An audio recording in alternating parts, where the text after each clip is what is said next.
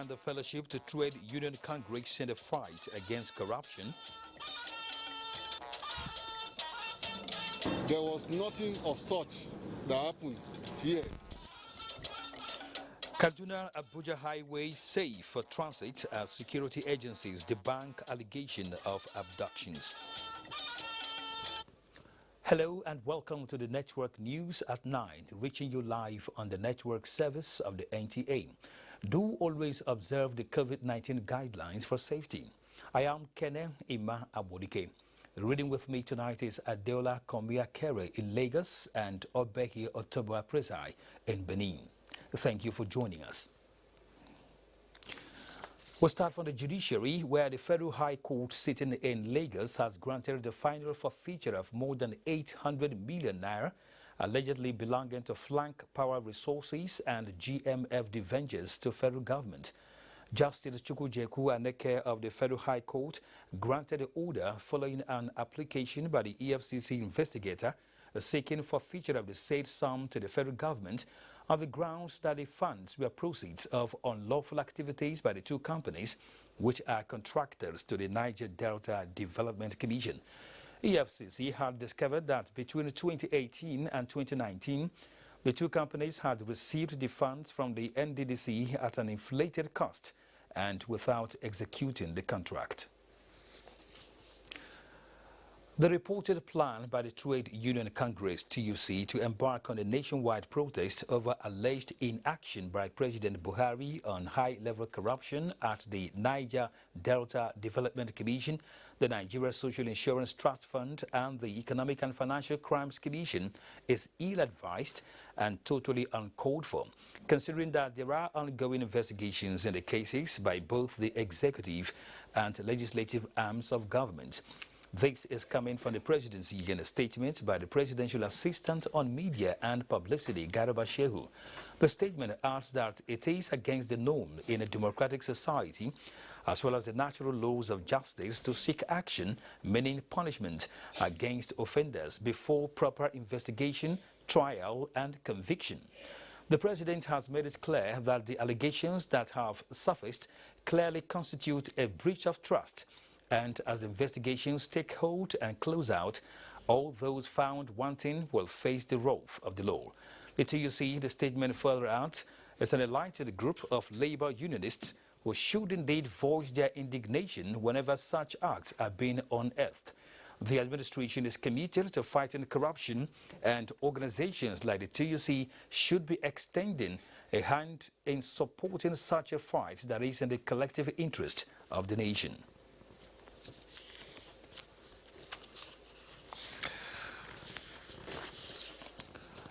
In this next report, Hadiza Godwin Ebune looks at the readiness. In this next report, Hadiza Ebune looks at the readiness for Tuesday's resumption by most schools in the Federal Capital Territory. The Federal Capital Territory Administration has handed over personal protective equipment to Secondary Education Board for proper distribution to all senior secondary schools in the FCT. The items include 770 infrared thermometer, over 1,200 surgical face masks, more than 50,000 hand sanitizers, among others. With what we have received today, we can now heave a sigh of relief that we are good to go. A visit to some schools in the FCT, one can see that they are concluding arrangements for the certificate classes to resume, but only those sitting for the 2020 WAEC examination. Our classes are ready. The FCT administration, Secondary Education Board, they have provided everything what it takes for the children to be safe and also the teachers. Most schools have put in place portable water supply points at strategic places. Each classroom will accommodate 15 to 20 students. The toilets are in good condition and major renovation is taking place. The GS3 of FCT Abuja are not resuming on the 4th. Just as the federal government announced that the schools will resume on the 4th. This is following the directive from our head office, Universal Basic Education. The FCT administration says only schools that have been inspected and certified by the Education Secretariat will be allowed to reopen. Hadiza Godwin Ebune, NTA News. Meanwhile, the Minister of State for Education, Emeka Nwajiba, says he is monitoring developments across the country on schools reopening, which has already commenced in some states. The minister was speaking in an interview at the Presidential Task Force daily briefing in Abuja on the outcome from a meeting with commissioners for education of the 36 states of the Federation via the Zoom platform.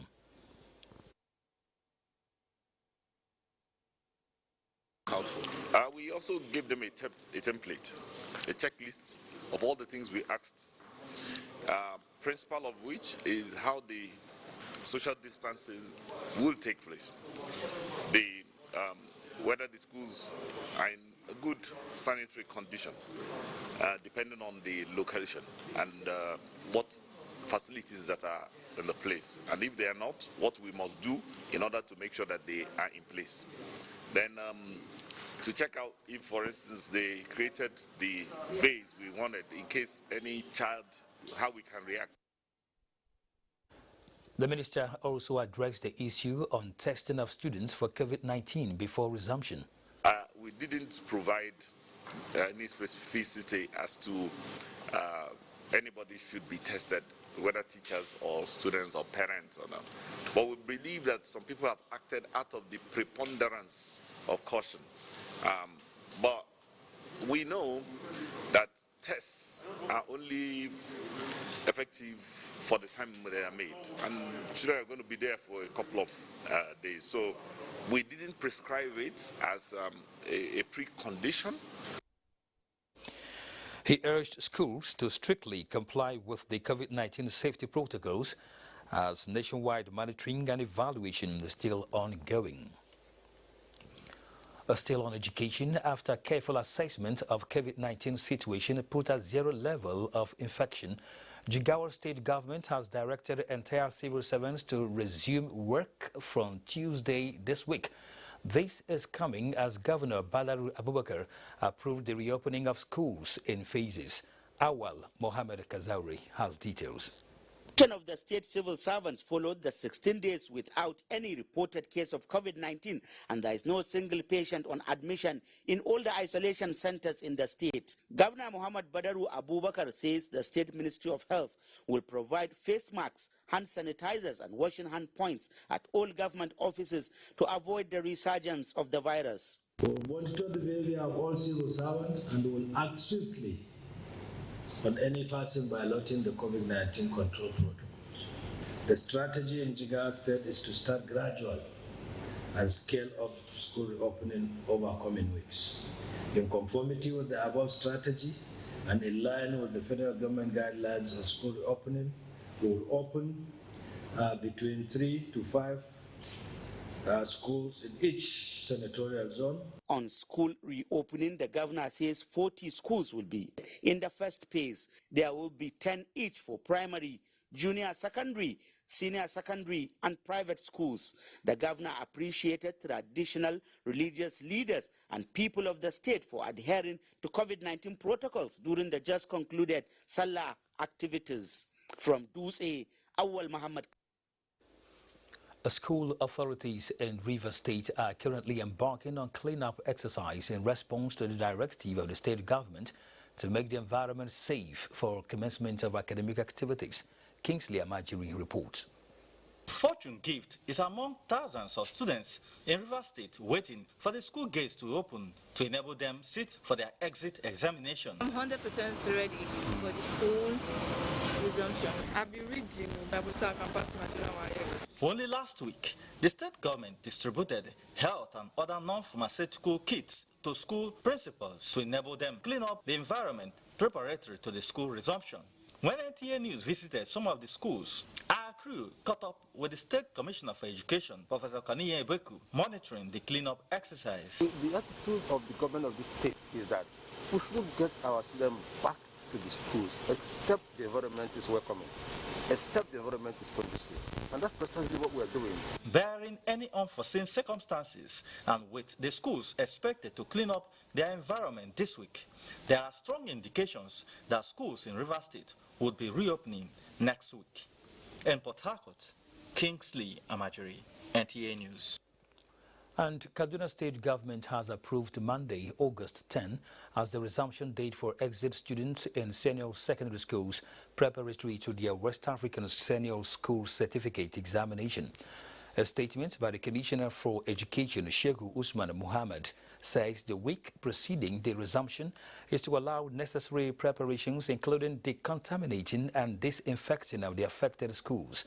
Principals are to ensure compliance with guidelines, while the state government is to provide the needed health support for the safety of the students during the exams.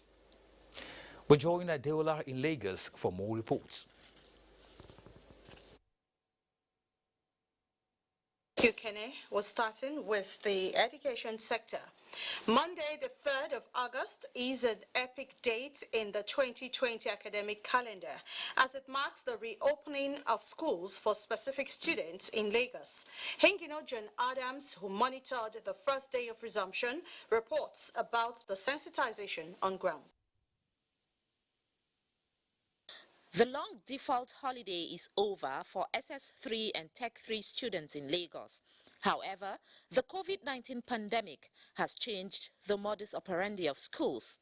Temperature checks, hand washing, use of face masks, among other safety protocols for the prevention of coronavirus are being employed.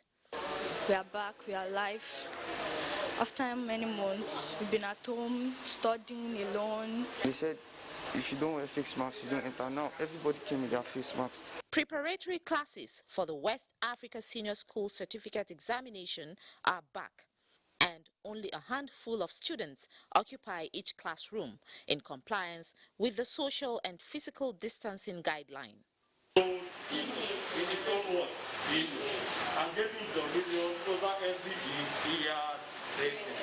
A team from the Lagos State government is on ground to ensure total compliance.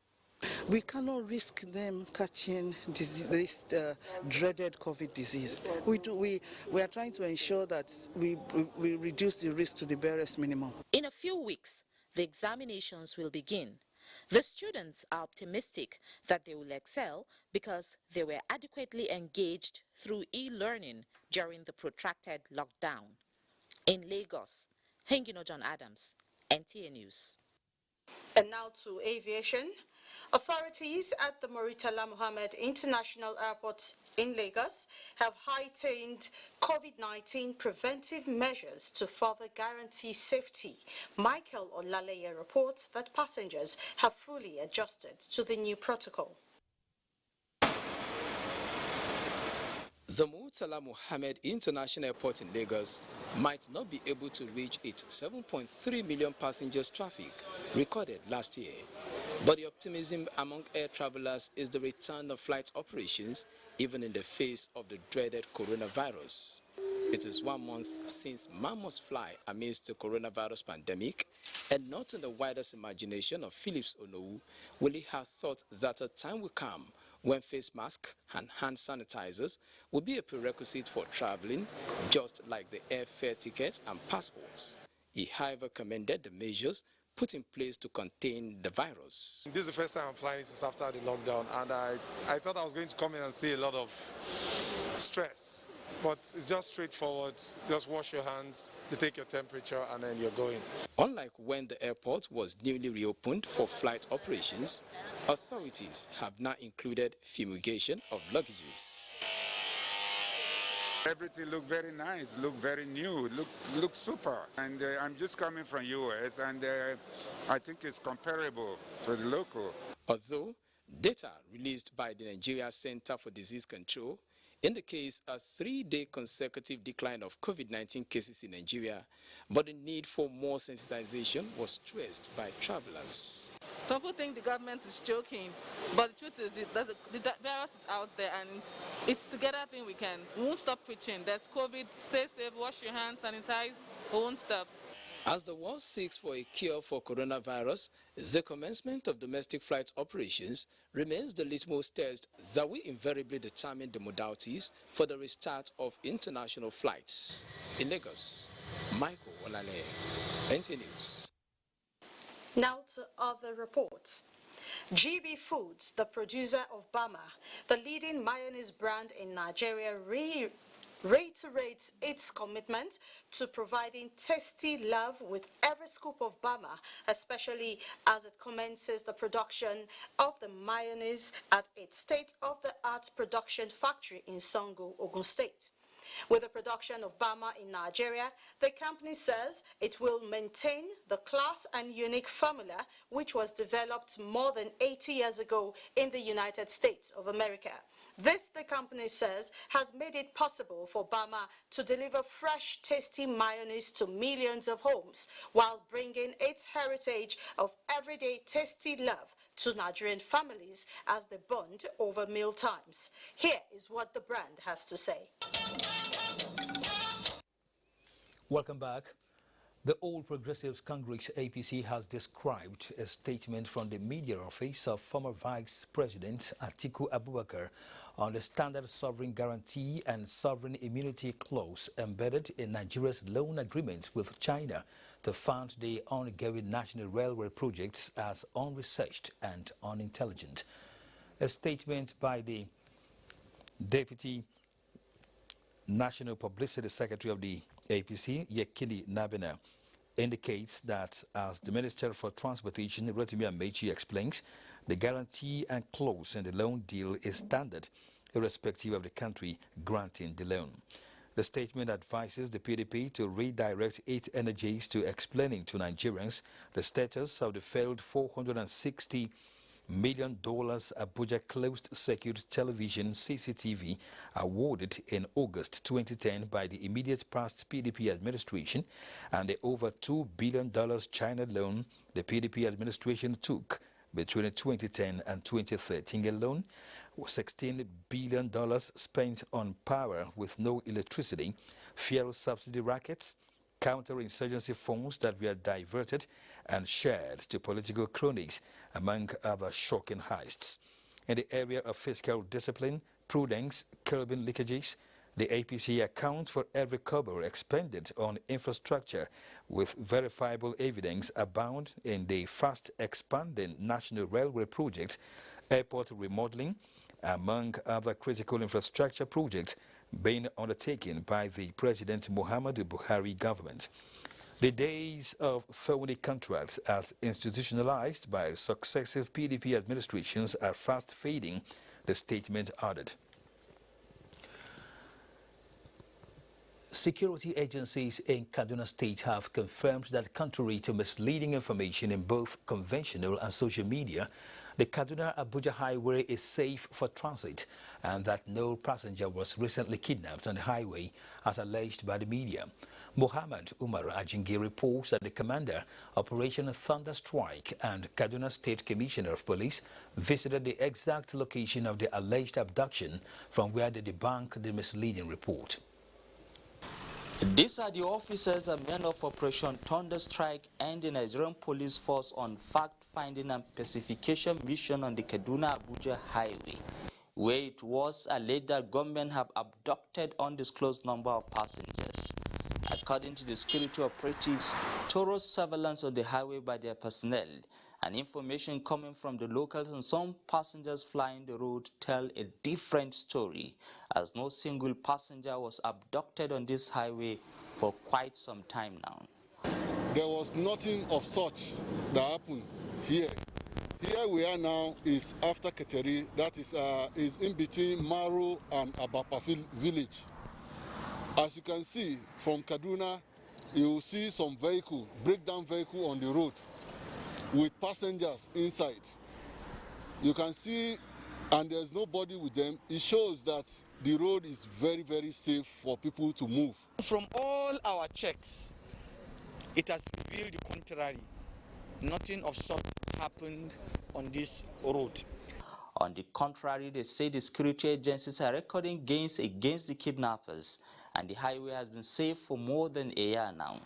The security agencies therefore urge the media to always cross-check their facts to guide against publishing such false and malicious story that could trigger fears in the minds of passengers and create bad picture against security personnel that are committed to the safety of lives and property of the people.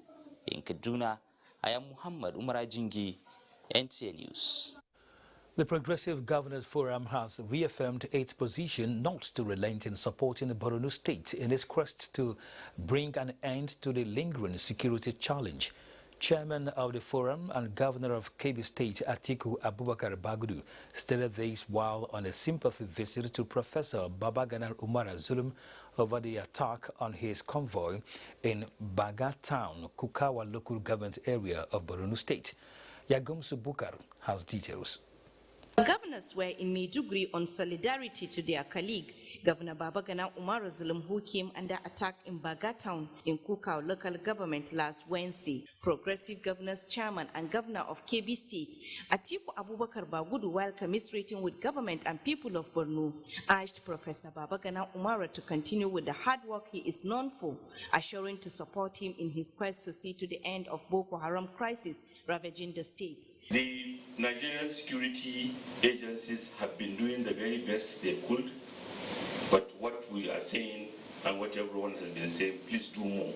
Professor Babagana Umara had, while appreciating the Progressive Governors Forum for the show of concern to his administration, re-echoed his determination to return internally displaced persons and assured to remain resolute. Why that the insurgency is not ending? There's a sabotage in the system. And therefore, there's need for the President to examine the current security situation in the region with a view to resolving it in a sustainable manner. Governor Babagana Umara stressed that Borno State has a huge population that depends on agricultural production, hence his visit to local government to fast-track the return of displaced to pick up their means of livelihood. In Maiduguri, Yagum Subukar, NTA News. At the meantime, to tackle the increasing spate of insecurity in the country, the National Assembly is set to come up with legislation to create the Nigerian Armed Forces Trust Fund to complement their annual budgetary allocation to combat the menace. Member representing Dogwa Tudunwada Federal Constituency, Al-Hassan Ado Dogwa, gave this indication when he paid a working visit to security formations in Kano. Fatima Sanusi Karai reports. Folgore Forest, which lies along Zaria Jos Road in Kano, covers an area of about 1,000 square kilometers, and it touches Tudunwada, Dogwa and Samaila local government areas of Kano State and borders Kaduna, Bauchi and Plateau states. The once peaceful settlement is now experiencing security challenges ranging from armed banditry, kidnapping and cattle rustling, among others. It was in order to nip the ugly trend in the bud and give the people of the area a sense of belonging and assurance of security at all times that necessitated the visit of the member representing the area. And I also feel I should also come and do my bid. My own bid is to discuss with these security agencies and see how we can explore greater means and opportunities to really improve in the delivery of their services. Where they need support or intervention of those of us in the civil authority, fine, we'll do that for them. Where they need some support or cooperation from the local communities there, traditional rulers, ulamas, then we'll also create an enabling environment for us to now partner and work in terms of synergizing, so that at the end we can provide the ultimate for our people. What is left is for us to be able to ensure that the area is fully protected against any infiltration. The meeting with high-ranking security officials was held behind closed doors. In Kano, Fatima Sanusi Karai, NTA News. And still talking security, the Nigerian Governors Forum, NGF, has expressed solidarity with the government and people of Borno State following last Wednesday's attack by gunmen suspected to be members of the Boko Haram sect. In a statement by the forum's chairman and governor of Ekiti State, Dr. Kayode Fayemi, NGF says it remains strongly behind Borno State and its people over the senseless attack and sympathizes with the injured. The forum appealed for coordinated operations to rid the country of all forms of unlawful and armed attacks and promised to meet with the federal government to review the present security architecture. Away from security matters, the members, Alumni Association of the National Institute for Policy and Strategic Studies have been challenged to always offer useful advice to government at all levels. This came to the fore at the annual meeting of the Sokoto Alumni hosted by the Sultan of Sokoto, Muhammad Saad Abubakar. Shehu Muhammad Dati reports. The annual meeting is an avenue for members to interact and discuss on national and state issues with a view to offering useful advice to the government. It is also to review the association's plans and discuss the way forward. Sultan Muhammad Saad Abubakar said, with 3 generals and the AIG, Sokoto chapter can give meaningful advice on security challenges facing the state. He called on members to cooperate in the fight against banditry by offering meaningful advice. Outgoing chairman of the Sokoto chapter and former governor of Sokoto State, Malam Yahya Abdul Karim, highlighted some of the successes recorded by the chapter. He described as an honor done to the chapter by both federal and state governments as their members have been appointed in different capacities. During the meeting, new executives of the Sokoto chapter emerged with Dr. Abubakar Sokoto Muhammad as the chairman. There are national problems at the moment, such as the problem of national security, problem of COVID-19, problem of education of out-of-school children, and so many other problems which we shall address. The meeting resolved to meet periodically to update members on national and state issues. In Sokoto, Shehu Muhammad Dati, NTA News. Now, President Muhammadu Buhari congratulates a prominent citizen of Kaduna State and one-time military administrator of the old Kano State, Air Vice Marshal Ishaya Shekari, on his attainment of 80th birthday. President Buhari described AVM Shekari as a remarkable citizen and statesman and thanked him for his many years of service to the nation. The president prayed for his good health and increased support to his community and the nation.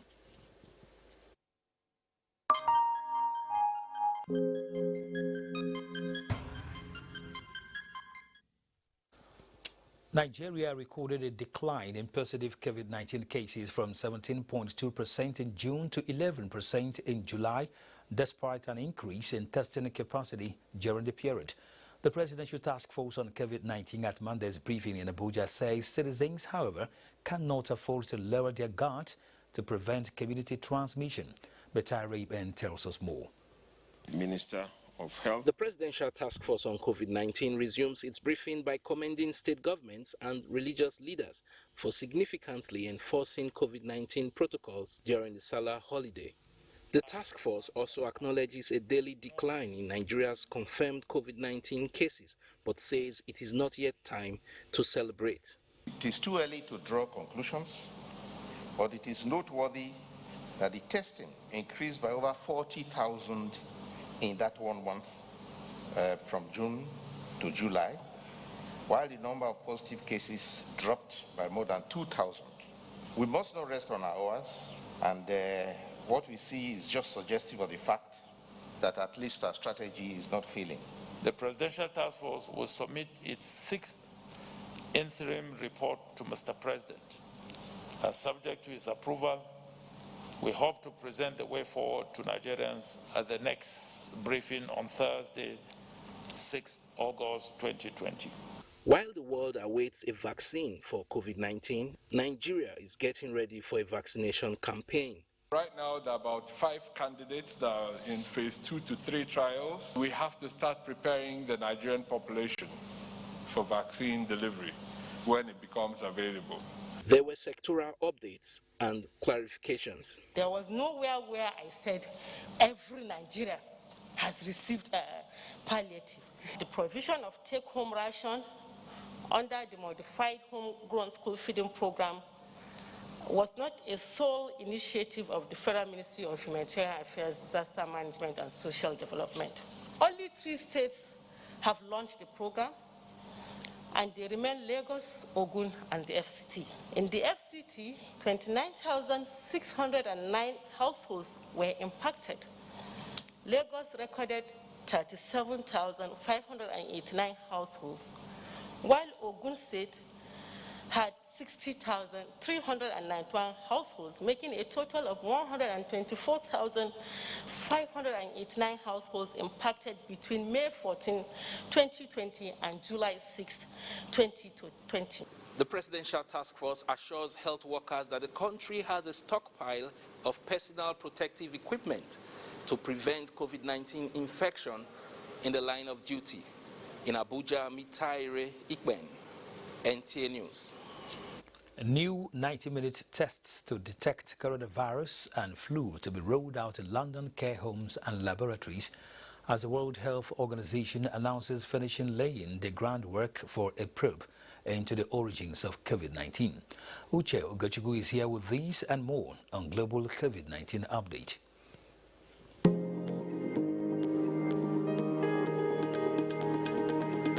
The World Health Organization says it has finished laying the groundwork for a probe into the origin of COVID-19.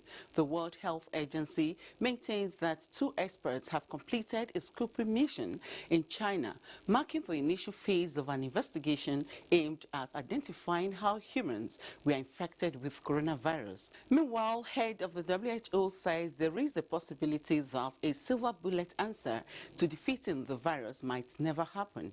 Director General Tedros Ghebreyesus says at a virtual press conference that there is no simple solution to the complicated problem at the moment, and there might never be. From London comes a report that a new 90-minute test that can detect coronavirus and flu will be rolled out in care homes and laboratories from next week. The on-the-spot swab and DNA test will help distinguish between COVID-19 and other seasonal illnesses. From the U.S., one of President Trump's top medical advisors warns that the U.S. is entering a new phase in its fight against the coronavirus, as it now affects both rural and urban areas. A tally by Johns Hopkins University has it that 158,376 patients have died from the 4,815,895 infections confirmed in America. The Worldometer coronavirus dashboard shows that Africa now has 963,222 positive cases of COVID-19. In Nigeria, the Center for Disease Control reported 304 new cases of COVID-19, being the lowest number of cases in 2 months in 15 states, including the Federal Capital Territory. Lagos and the FCT remain top on the ladder. The new cases bring the total confirmed infection in Nigeria to 43,841 and 20,308 recoveries have been made. Now, the world records 18,305,616 confirmed coronavirus infections as of 6 p.m. Nigeria time. 694,060 persons have unfortunately died from the infection. That's it from here. I am Uche Ugochukwu.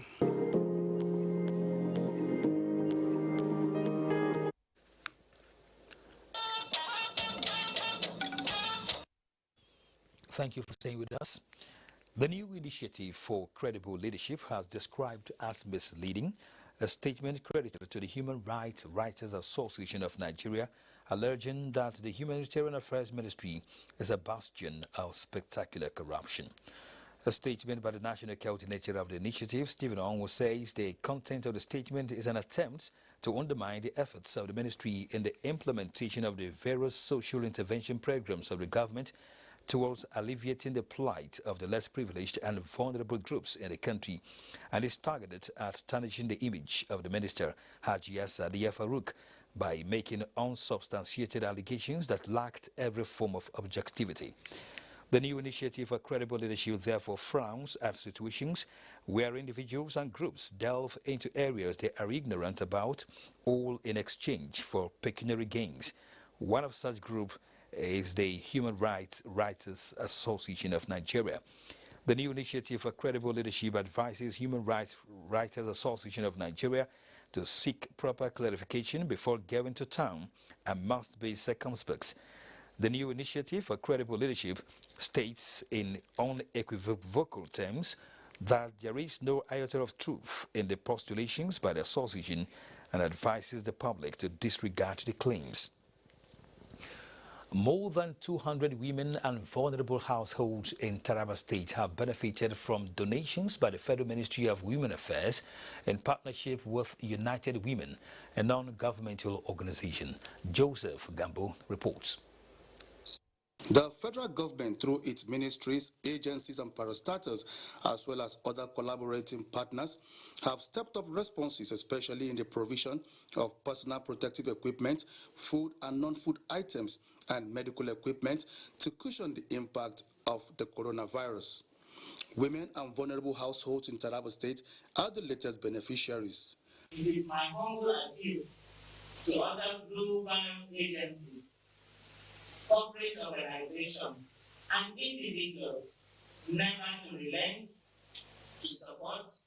The State Commissioner, Ministry of Women and Child Development, Awa Kinwen, appreciated the federal government for identifying Taraba State among the 6 benefiting states in the first phase of the intervention. As leaders, honestly, we are very happy for the items being given to us.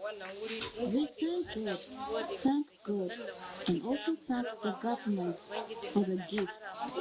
Items donated include bags of rice, detergent, among several others. In Jalingo, Joseph Zanagambo, NTA News.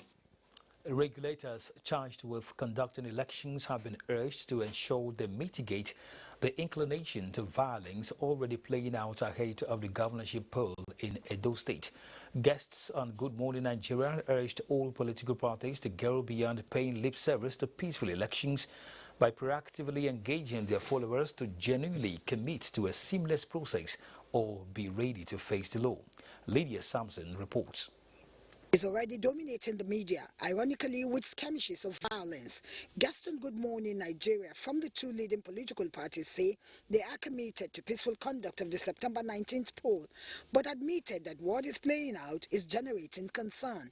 The guests advocated enforcement of the law to impress it on politicians that crime or assault at any time has consequences before, during, and after elections.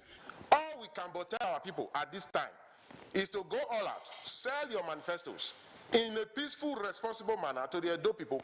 We are not involved and will never be involved in anything with violence during an election. We believe in one man, one vote. The Edo State Commissioner of Police assured that the police is engaging all key players towards peaceful conduct of the governorship election. We are not leaving the communities out of it. We are not leaving the traditional rulers out of it. We are engaging different groups of people within in policing. So, and beyond that, we also have the ISIS. The ISIS, this is an interagency security consultative committee. We need to wear out the politicians, and the way to wear them out so that they don't have too much time for incendiary rhetoric is to make this issue big. With candidates and parties striving to prove a point, some of the guests reiterated the need for empowerment of traditional, religious and community leaders to own the process by playing the role of impartial arbiters to educate the populace for the overall good of society. In Abuja, Lydia Sampson, NTA News. Benin is where we go next, and Obehi is our guide. Hello, Kene. Thanks for joining us in Benin. The governor of Ekiti State, Dr. Kayode Fayemi, has started attending to official matters after recovering from coronavirus infection. Yemi Delamo reports that the need for government to consolidate on the gains against the pandemic is the emphasis now in the state. With 152 confirmed cases in Ekiti State and 67 patients recovered and 2 deaths recorded, stakeholders expressed concern over the upsurge in the infection rate in Ekiti and other states in the country. The time has come for the Presidential Task Force and the various state task force to do what I will call a reappraisal of current approach to nipping it in the bud. A few days ago, the governor's second test came back negative, and that shows that it's free from COVID-19. President General League of Imams and Alphas in the Southwest, comprising Edo and Delta States, Alhaji Jamiu Kewulere and the Royal Father appealed for more compliance by the residents to overcome the pandemic on time. Ekiti State COVID-19 Task Force said it will intensify fumigation and disinfection of schools and worship centers as government plans to reopen them in few weeks, calling on Nigerians to complement the government effort and combating the spread of the virus. In Ekiti, Yemi Dalibo, NTA News. It is barely 24 hours to the resumption of exit classes in Nigeria secondary schools in line with the federal government's directive. Ifoma Okafo brings a situation report on the preparedness of schools in Edo State to commence the academic activities. This is Iyogbe College here in Benin City, and this school is one of the schools designated for WAEC and NECO examinations scheduled to hold on the 17th of August this year. There's nothing like a COVID-19 safety measure put up for the resumption of the schools tomorrow. The school environments are overgrown with weeds. Another common feature in most of the schools are the youths who have seized the opportunity to play football in the school fields. However, some private schools seem to be ready for the school resumption. There's a guideline that you must have. The social distance, the seating arrangement, you must maintain one per seat. New provision for infrared thermometer, and we have a hand wash basin machine. The reason for the non-preparedness of government schools ahead of the school resumption was brought to the table of the Honorable Commissioner for Information and Orientation. I can assure you that by 10th of August, we must have finished crossing all the T's and dotting all the I's. As the WAEC examinations are scheduled for 17th August this year, many worry if 1 week will be enough for the students to prepare for the external examinations. In Benin, Ifoma Okafo, NTA News. The news continues shortly after this break. Please stay with us.